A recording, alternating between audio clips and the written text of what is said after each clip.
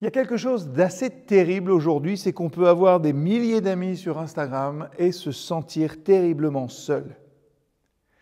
Dieu a prévu une autre solution que les réseaux sociaux, c'est sa famille. J'aimerais lire avec vous ce verset qui m'a touché dans le psaume 68, versets 6 et 7. Dans la demeure qui lui appartient, Dieu est un père pour les orphelins, un justicier qui défend les veuves.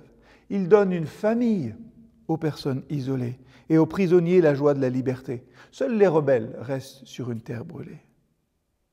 Et en parallèle à ça, comment ne pas citer ce verset 34 et 35 de Jean 13 ? Je vous donne un commandement nouveau.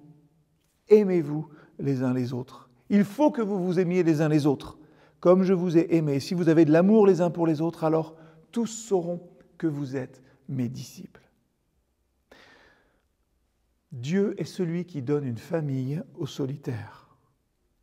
Ça veut dire que l'Église n'est pas une salle de spectacle spirituel, mais une maison, une communauté où chacun est vu, reconnu et aimé.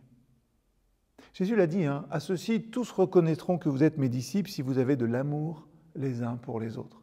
Ça veut dire qu'une Église transformée, c'est une Église où la solitude disparaît. Parce que chaque personne est accueillie comme une sœur ou comme un frère. Alors peut-être qu'aujourd'hui, ou dimanche, ou la prochaine fois que vous êtes en communauté, pas forcément à l'église, mais partout, repérez une personne seule autour de vous et prenez l'initiative.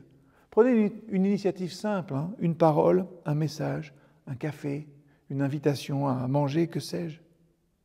Alors oui, il faut du courage. Et c'est pour ça qu'on peut prier « Seigneur, aide-nous à voir les personnes isolées autour de nous et à leur offrir ton amour en actes concrets. » Amen.